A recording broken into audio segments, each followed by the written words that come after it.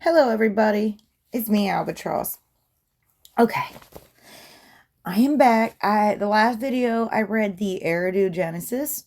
This video I'm gonna read the Epic of Atrahasis. Next video probably gonna be the Enuma Elish.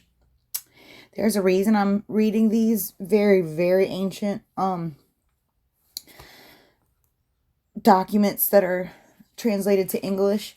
I wanted to make sure they're on my channel because a lot of things I'm going to be talking about, these will give you like a reference point, because these three documents like connects a lot to other cultures, mythology in a lot of ways. And so yeah, this is the next one. This is the Epic of Atrahasis. This tells the story of not only just creation, but also how after men were created, how they were basically being taken advantage of by the Anunnaki. But okay, so let us begin. Okay, chapter 1, or tablet 1, I guess. When the gods, instead of man, did the work, bore the loads, the gods' load was too great. Oh, pause a minute. I just want to let you guys know this is way older than like the Bible, the Torah. This is a very old document. Just keep that in mind. Okay. I'm sorry. Let me start over. When the gods, instead of man, did the work, bore the loads, the gods' load was too great, the work too hard, the punishment too much. The great Anunnaki made the Ajiji, in parentheses it says evil-minded ones, carry the workload sevenfold. Now I will pause here because, and I'll reference Elena Danaan a lot. Elena Danaan makes this clear. The Ajiji, they're not a different race of aliens. The Anunnaki, they go by like a class or caste system. You know, they've got their royalty, they've got their, workers and things like that. And the Ajiji are apparently like the working ones of the Anunnaki, like the lower class. And it's probably where humans got our caste system from. But anyways, I'm going to continue. Anu, their father, was king. Their counselor, warrior Elil, or Enlil, aka. Their chamberlain was Ninorta. Their canal controller, Inuji. So now Ninorta, we know from Elena Danaan, is Enlil's firstborn son. And him and Marduk have a lot of common characteristics, but they are not the same individual. But they do have a lot of common characteristics. But Ninorta is Enlil's firstborn son, and he was technically like what you would say the warden of the slaves, because like his name actually means like custodian of slaves or master of slaves. That's what his name means.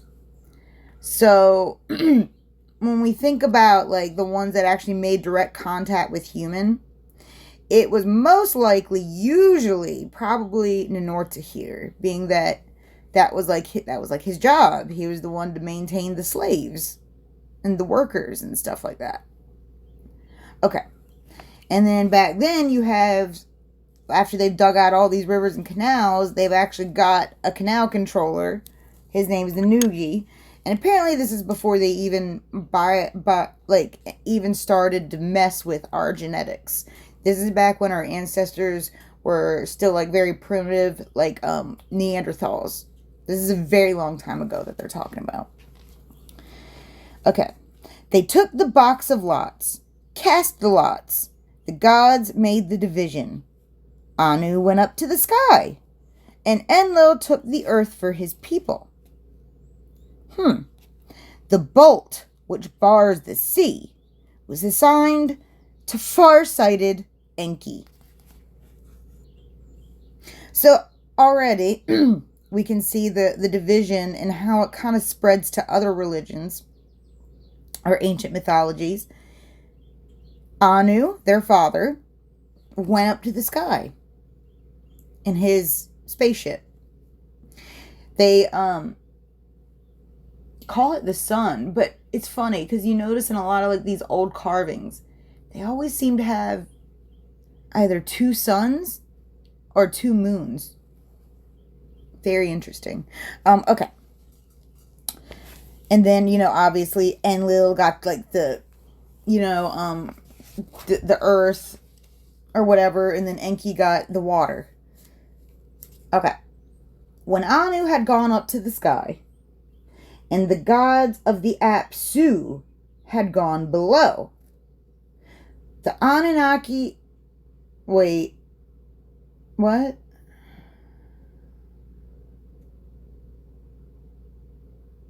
And Anu had gone up to the sky, and the gods of the Apsu had gone below. I'll be honest, I don't know who the Apsu are.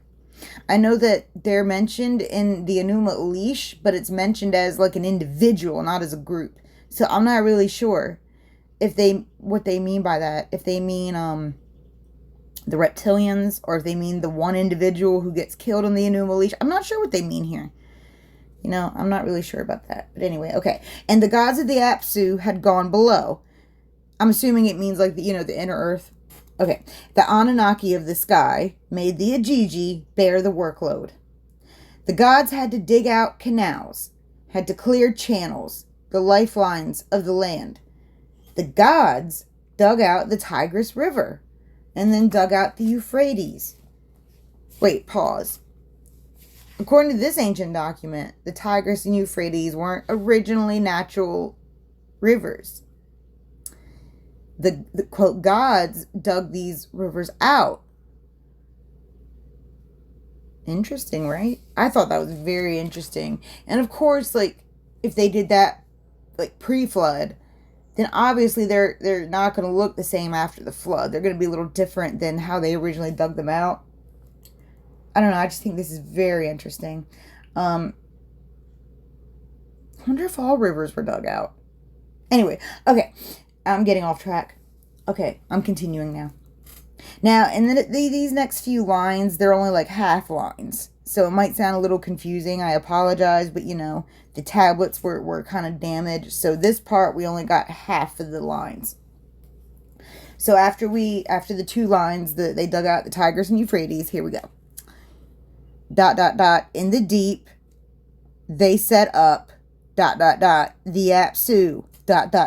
of the land ... inside it ... raised its top ... of all the mountains. They were counting the years of the loaves ... the great marsh. I know. I don't understand it. That's why I wish they'd go excavate the rest of these tablets so more don't get damaged. Because, yeah, that's kind of hard to understand the context there. Being most of that was missing. Okay. They were counting the years of loads. For 3,600 years they bore the excess. Hard work, night and day. They groaned and blamed each other. Grumbled over the masses of excavated soil. They're talking about the Ajiji now. Let us confront our warden and get him to relieve us of our hard work. Come, let us carry the Lord, the guard of the prisoner gods, the warrior from his dwelling. So he's like the guard of the prisoner god. I'm assuming they're referring to Enlil and Inorta. Okay. Tablet 2. Then Kingu made his voice heard and spoke to the gods, his brothers. Now, pause. Kingu is mentioned in the Enuma Elish, also in a little bit of a different context. Just so you know. Okay, I'm going to continue. But I don't really know who Kingu is in reference to everyone else. But I don't know. Okay, I'm going to continue with this. All right. Come, let us carry the guard of the prisoner gods, the warrior from his dwelling. Come, let us carry Enlil, the guard of the prisoner gods, the warrior from his dwelling. Now, cry battle. Let us mix fight with battle. The gods listened to his speech, set fire to their tools, put aside their spades for fire, their loads for the fire god. They flared up. When they reached the gate of warrior Enlil's dwelling, it was night, the middle watch. Ikor was surrounded. Enlil had not realized. I'm not sure where Ikor is. I don't know if it's Eridu or if it's Nippur. I don't know. Yet Cow was attentive and had it closed. He held the lock and watched the gate. Cow roused Nusku. They listened to the noise of the Ajiji. Then Nusku roused his master, made him get out of bed. My lord, your house is surrounded. A rabble is running around your door. Enlil, your house is surrounded. A rabble is running around your door. Enlil had weapons brought to his dwelling. Enlil made his voice heard and spoke to the vizier Nusku. Nusku, bar your door. Take up your weapons and stand in front of me. Nusku barred his door, took up his weapons, and stood in front of Enlil. Nusku made his voice heard and spoke to the warrior Enlil. Oh, my lord, your face is as sallow as a tamarisk. Why do you fear your own sons? Oh, Enlil, your face is sallow as a tamarisk. Why do you fear your own sons? Send for Anu to be brought down to you. Have Enki fetched into your presence. And a tablet too. Oh, wow. Now look at that. Mr. Big Tough Enlil was scared of his own servants, of his own slaves. No wonder he had such an agenda to keep us dumb and compliant. He told his go, he's like, get my daddy and my brother right now. I'm sorry. It's always fun to see bullies, in their true self, frightened and cowardly. If you guys know the story, a little bit more, then you know who Enlil is. He is like pure evil, so that's why I'm laughing at him. Like, go get my daddy and my brother right now. Okay, tablet 3. He sent for Anu. Daddy, go get daddy! To be brought down to him. Enki, my big brother, go get my big brother, was fetched into his presence. Anu, king of the sky, was present. Enki, king of the Apsu, attended. See, Apsu must be, I'm sorry, I'm pausing. Apsu must be different in this than in the Enuma Elish, because in the Enuma Elish, Enki kills the Apsu. So, I'm a little confused by who Apsu is, if it's an individual group of people. But anyway.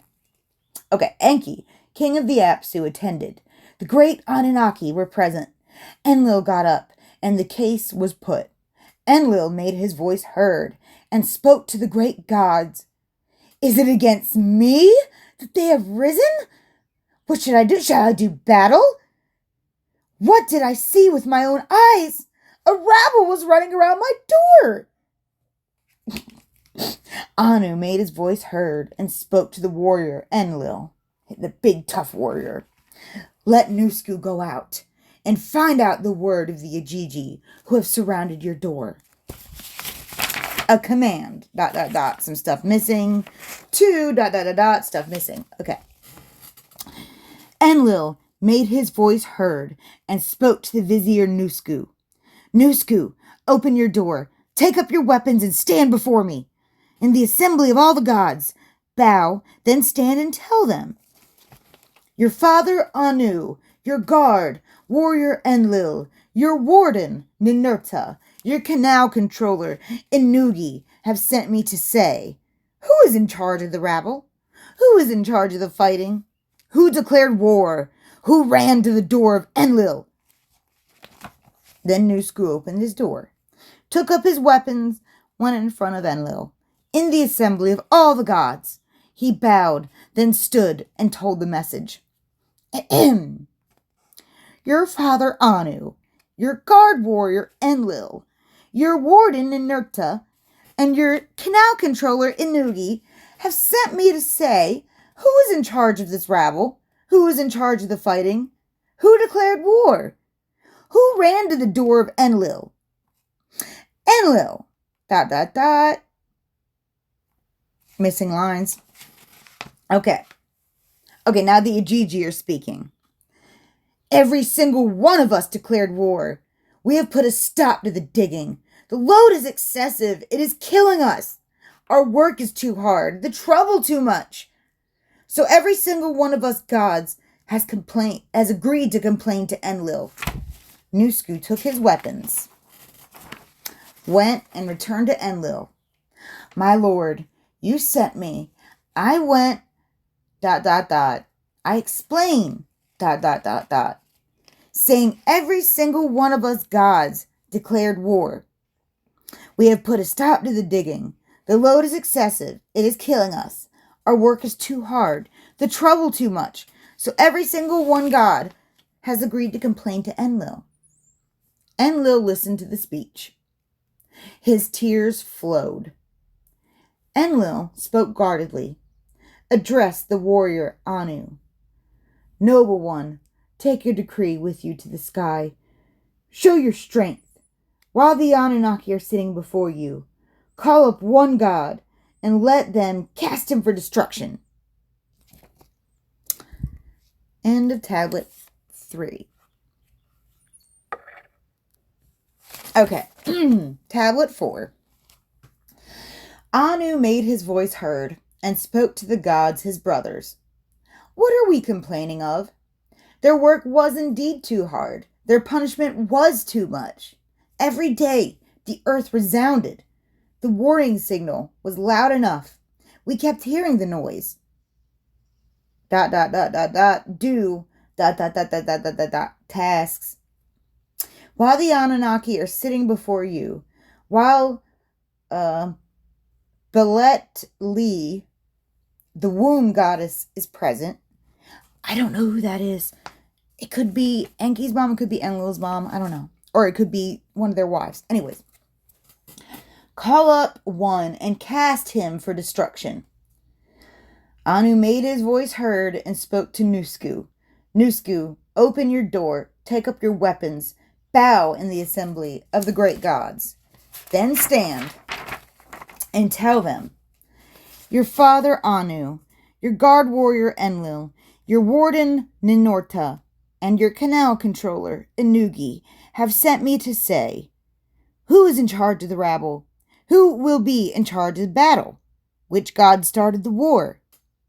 A rabble was running around my door. When Nusku heard this, he took up his weapons, bowed in the assembly of the great gods, then stood and told them, your father Anu, your guard warrior Enlil, your warden Ninorta, and your canal controller Inugi have sent me to say, who is in charge of the rabble? Who is in charge of the fighting?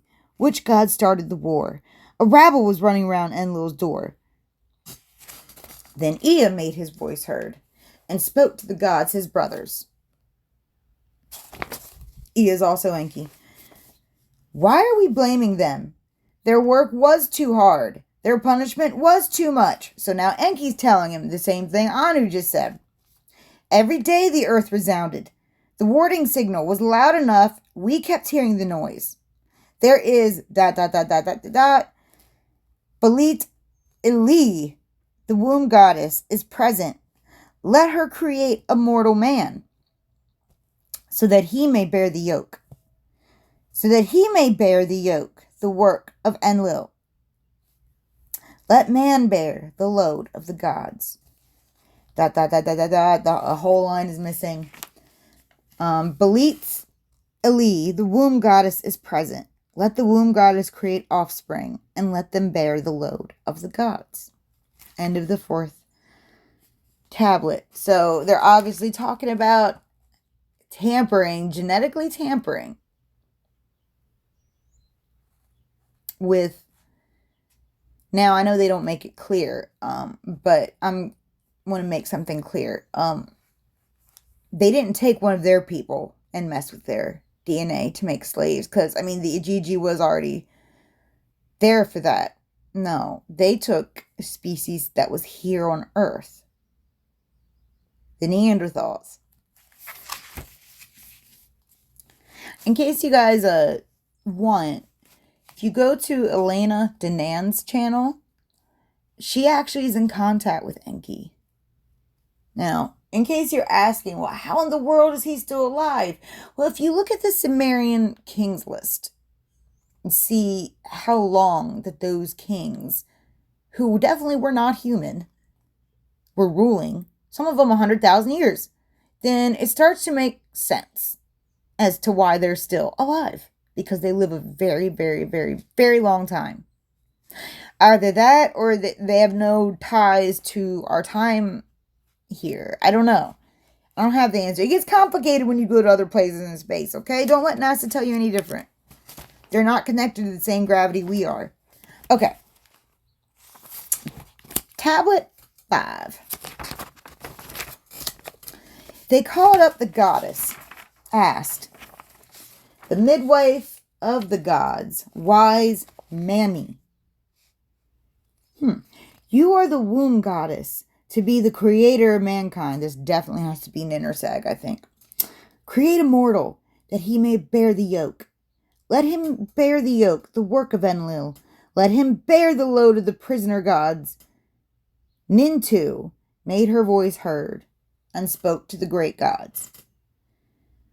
On the 1st, 7th, and 15th of the month, I shall make a purification by washing. Then one god should be slaughtered, and the gods can be purified by immersion. Nintu shall mix the clay with his flesh and blood. Then a god and a man will be mixed together in clay. Let us hear the drumbeat forever after. Let a ghost come into existence from the god's flesh. Let her proclaim it as her living sign. And let the ghost exist so as not to forget the slain god. Pause. Okay, I don't think that they're literally talking about, like, murdering someone. And, like, listen, I have no idea if I'm right about this. This is totally speculation and guess. My guess would be that they didn't actually kill this god. This is my guess. My guess is that he was put in stasis, and his consciousness, which is what they call the ghost, is put then into this genetic hybrid she was making. That's my guess.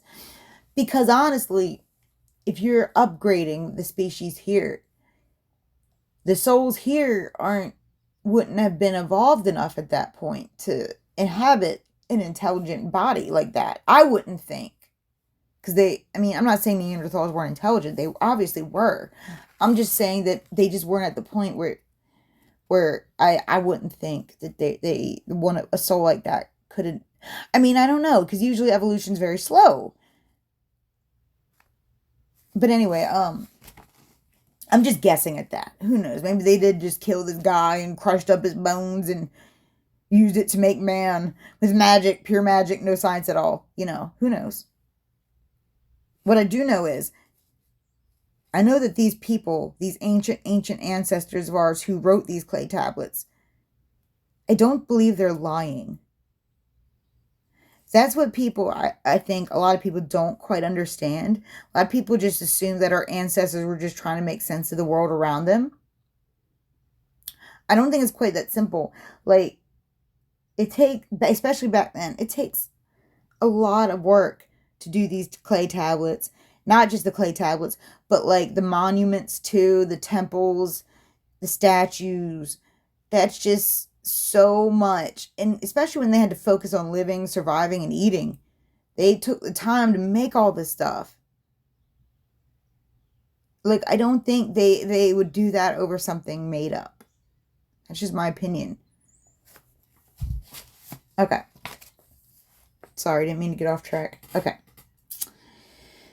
Okay, we'll be mixed together in clay. Let us hear the drumbeat forever. Let a ghost come into existence from the god's flesh. Let her proclaim it as her living sign, and let the ghost exist so as not to forget the slain god. They answered yes in the assembly. The great Anunnaki who assigned the fates on the 1st, 7th, and 15th of the month, he made a purification by washing. Gesh-tu-E, a god who had intelligence, they slaughtered in their assembly. Nintu mixed clay with his flesh and blood. They heard the drum beat forever after. The ghost came into existence from the god's flesh, as she proclaimed it as his living sign. The ghost existed as to not forget the slain god. After she had mixed that clay, she called up the Anunnaki, the great gods, the Ajiji, the great prisoner gods. She spat spittle upon the clay. Mammy made her voice heard and spoke to the great gods. I have carried out perfectly the work that you ordered of me. You have slaughtered a god together with his intelligence. I have relieved you of your hard work. I have imposed your load on man. You have bestowed noise on man. You have bestowed noise on mankind. I have undone the chains of imprisonment and granted freedom. They listened to the speech of hers, and were freed from anxiety and kissed her feet. We used to call you Mammy, but now your name shall be Mistress of all gods. Oh, wow.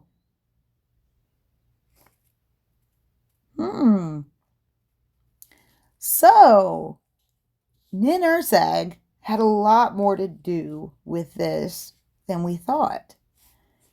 Because you always hear Enki this, Enki that, but she had a big role to play in this too. Interesting. Okay, now we're on tablet 6, and I believe, there's 6 and 7, and then that's it. Okay. Oh, by the way, the picture on the screen is not from the Atrahasis. It's actually the oldest star map that humans have archived from Babylon. But anyways, our map of the world, I think. I don't know if it's a star map or map of the world, something like that. But I thought it was cool. Anyway. Tablet 6. Far-sighted Enki and wise Mammy went into the room of fate. Ooh, I bet the room of fate is a laboratory. Went into the room of fate. The womb goddesses were assembled. Ooh, so wait a minute. Hold up. I never thought of that before. So not only did when they were making man, they actually carried the first ones in their wombs.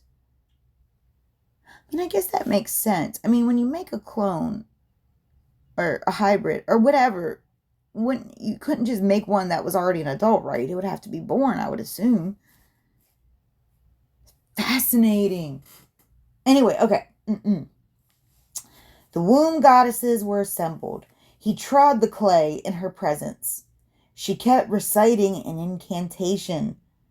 For Enki, staying in her presence made her recite it. When she had finished her incantation, she pinched off 14 pieces of clay, set 7 pieces on the right, 7 of them on the left. Between them, she put down a mud brick.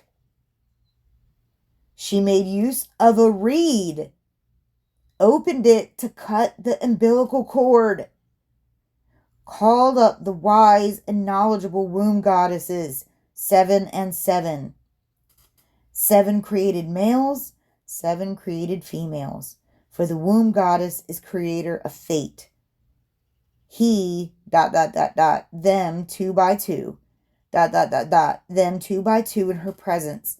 Mammy made these rules for people. In the house of a woman who is giving birth, the mud bricks shall be put down for 7 days. Belet Eli, wise Mammy shall be honored. The midwife shall rejoice in the house of the woman who gives birth. And when the woman gives birth to the baby, the mother of the baby shall sever herself A man to a girl, her bosom. A beard can be seen on a young man's cheek, in gardens and waysides. A wife and her husband chooses each other. The womb goddesses were assembled, and Nintu was present. They counted the months, called up the 10th month as the term of fates. When the 10th month came, listen to this, guys, it's very interesting. When the 10th month came, she slipped in a staff and opened the womb. Her face was glad and joyful. She covered her head, performed the midwifery, put on her belt, said a blessing. She made a drawing in flour and put down a mud brick. I myself created it. My hands made it. The midwife shall rejoice in the house of the Cadistu priestess. Whenever a woman gives birth and the baby mother severs herself, the mud brick shall be put down for 9 days. Nintu, the womb goddess, shall be honored. She shall call their ... mammy. She shall ... the womb goddess. Wow. Covering, I mean, listen to covering her head. Like, this sounds like she's literally like prepping for surgery or something, you know? And like that was her team of scientists. And his team of scientists. That's what it sounds like. Okay. That is what it sounds like. Okay. Lay down the linen cloth when the bed is laid out in their house. A wife and her husband shall choose each other. Inanna, who's another goddess, shall rejoice in the wife-husband relationship, being she is the goddess of like beauty and love, in the father-in-law's house. Celebration shall last for 9 days, and they shall call Inanna Ishara. On the 15th day, the fixed time of fate, she shall call ... That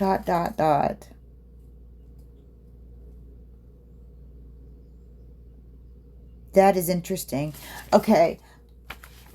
I don't know if that means like 15th day after the egg was fertilized, or on the 15th day after a woman's cycle. I have no idea what it's saying, but they call it the fixed time of fate.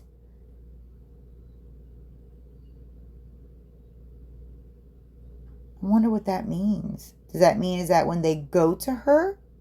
Or... Anyways, okay, I'm speculating too much. I need to stop and just read. But I mean, come on. Tell me that didn't sound just like some kind of like hospital-esque setting. She used a reed and cut the umbilical cord, covered her head. Like, this sounds like surgery and such. Okay. So now we get to the last tablet, tablet 7. And this tablet must occur quite a while after all of this, because now there's a man in Enki can talk to him, like, so, you know, there's humans at this point. So this must be a long time after they've created these men to, you know, do all the work for them. Okay, tablet 7. A man, ... A man, ... The son to his father, ... They sat and ... He was carrying ... He saw ... Enlil ... Took a hold of ... Oh gosh. Okay, sorry. All those were missing. That's where the ... dots come from. Okay. Now we get to where the lines are actually have more context. Okay, Enlil, you know, they took a hold of ... Made new picks and spades. Made big canals to feed people and sustain the gods. 600 years, less than 600, passed, and the country was as noisy as a bellowing bull. So according to them, this is like, I guess, 600 years had passed since they made the first men. This is what the text says. And the country was as noisy as a bellowing bull. Although, I'm wondering if they mistranslated, because it would have had to have been much longer if they were referring to the flood. Anyway, okay. The god grew restless at their racket. Enlil had to listen to their noise. He addressed the great gods. The noise of mankind has become too much. I am losing sleep over their racket. Give the order that Sarupu disease shall break out. Now there was one, Atrahasis, whose ear was open to his god Enki. Now, Atrahasis is a person, a man. He would speak with his god, and his god would speak with him. Atrahasis made his voice heard, and spoke to his lord. How long will the gods make us suffer? Will they make us suffer illness forever? Enki made his voice heard, and spoke to his servant. Call the elders, the senior men. Start an uprising in your own house. Let the heralds proclaim. Let them make a loud noise in the land. Do not revere your gods. Do not pray to your goddesses. But search out the door of Namtara. Bring as baked loaf into his presence. May the flour offerings reach him. May he be shamed by the presence and wipe away his hand. Atrahasis took the order, gathered the elders to his door.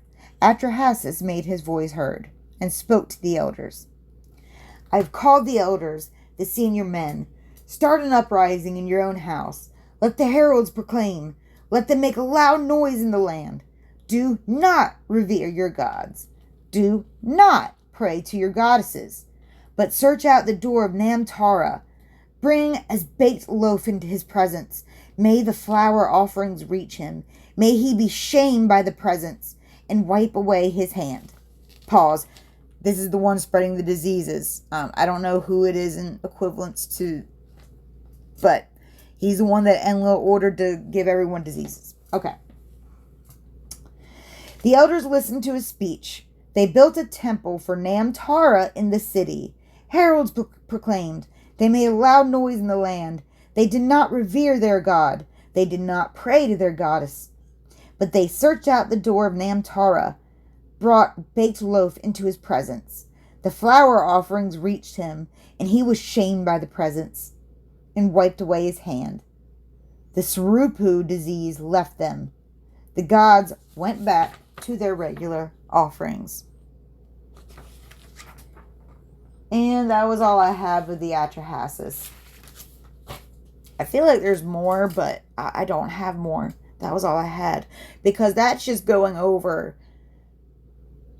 People kept, like, I thought that this was, I think I'm missing, I gotta be missing some. Because, like, they didn't even go into the flood.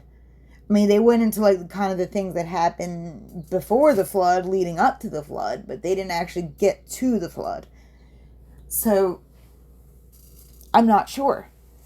I must be missing one. But anyways, it does provide a lot of context, you know. It provides a lot of context. And like I said, I mean, you can believe what you want. I mean, maybe our ancestors did just pull all this out of their butts. But I don't know. I feel like they would have to worry so much about surviving back then and hunting and gathering. Why would they take the time to do all this? And this is just the stuff we found. There's so much more that they did do that got destroyed. So I'm just saying, like, there's something to this. But anyways, I'm going to go. My next video, I will be reading the Enuma Elish. And then we will start to get into, like, all the different, like, flood stories and stuff. But stick around. Thanks.